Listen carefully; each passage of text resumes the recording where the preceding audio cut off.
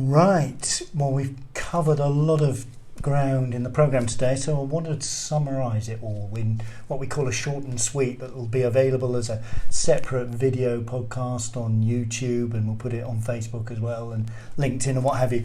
Basically, first off, what to do if you're in financial distress because of the coronavirus in any way, shape or form. Lots of help out there. Use it.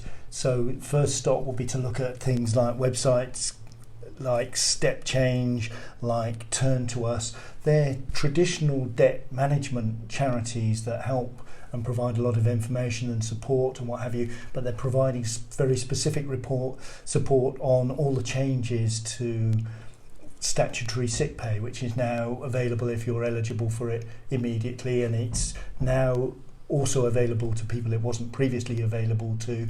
Things like universal credit as well, the rules have changed on that, and if you're claiming universal credit, sometimes you can do things online, updating your journal, giving yourself every chance of actually being able to fill the gaps, because people in a gig economy are very much sort of living hand to mouth, and you find that becomes an issue when you have even a delay of a day or two in payments.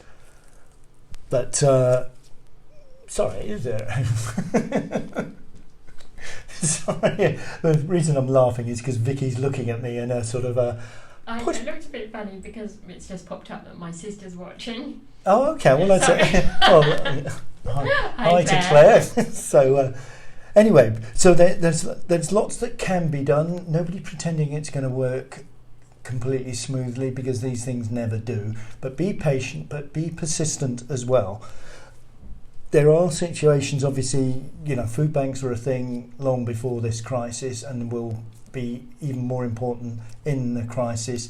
You do need to be referred to them. So the Step Change website, I know for a fact that they've got a list of organisations that can refer you to.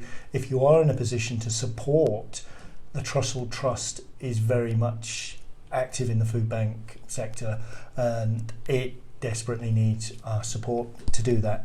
Right, other things, investment.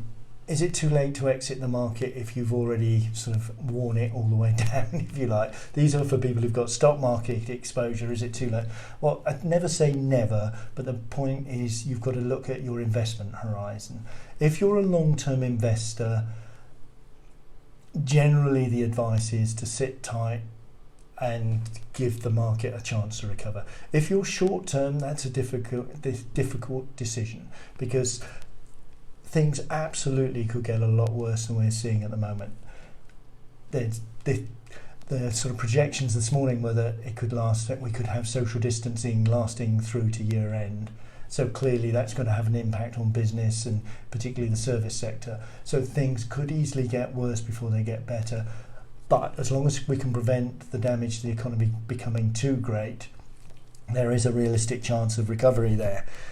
The other thing is that if you are a youngster, and youngster that's relative to us, not in absolute terms perhaps, but if you've got a long-term investment horizon and you're making regular savings, perhaps through your parents, through your company's auto-enrolment scheme,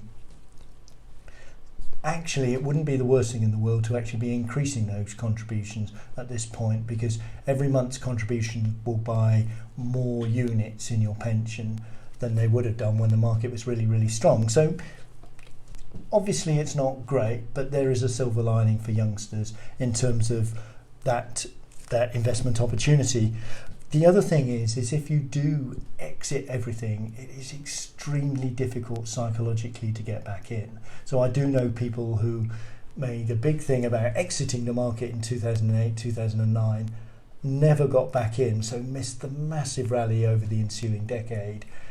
And at what point do you stop chasing the market when you've sold out near the low of the previous sell-off and it's going higher and higher, and then it's double what you exited at and triple, and it becomes very, very difficult. So treat it as a long-term investment if you can. If it's a short-term investment, well, then maybe you have to look at being more careful if you need the money to pay off a mortgage to allow you to retire or something like that. Obviously that's a very, very different situation, and you have to sort of act accordingly. The other thing is mortgages and rents and practical payments. These are very often the biggest payments people have, and also they're the most vulnerable. So people with very few savings, which is the norm these days, the government has introduced payment holidays. They're not necessarily universal, but all other things being equal, your mortgage lender should be prepared to provide you with a payment holiday of 3 months. But you don't just stop paying your mortgage, you speak to your lender and come to an arrangement, because maybe stopping paying altogether may not be the best thing. Maybe you can afford to pay a little bit, and that will make the pain of having to resume paying in 3-6 months time that little bit less onerous, because if you pay less now you will have to pay more later, and that's sometimes what people forget. The extension of that is for people who rent as well. That's less easy to get at, although there are benefits, universal credit and statutory sick pay, that may be able to help if you're renting but you're struggling because you're self-isolating or you're suffering from the disease. But the key thing there is that if a landlord has a tenant that's struggling because of the coronavirus, they can claim a payment holiday on their buy-to-let mortgage, which they should be passing on to you. So have that conversation with your landlord, and if you're a landlord, have the conversation with your lender, and if you own your own property, have your conversation with a mortgage provider.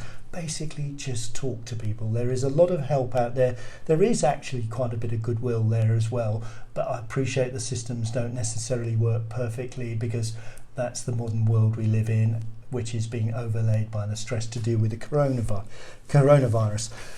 So that's us for another show. I know it's a difficult subject and we're kind of been scooting around all over the place trying to cover different issues of it, but we really hope you found that useful, and if you have, please spread the word.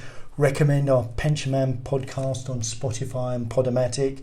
I'll also be posting the videos on YouTube, so please subscribe to my channel there. And of course you can reach out to us at stuart@pensionman.co.uk or on Twitter at pensionmanuk, and of course my website pensionman.co.uk. God, it's endless, isn't it? And don't forget Facebook. You can either go direct to the Switch Dunmo page, the station that hosts the show, or approach me directly, Stuart Trow, on Facebook. So on that note, thank you all very, very much for listening. Let's talk again very soon, and at this very difficult time, please take care out there.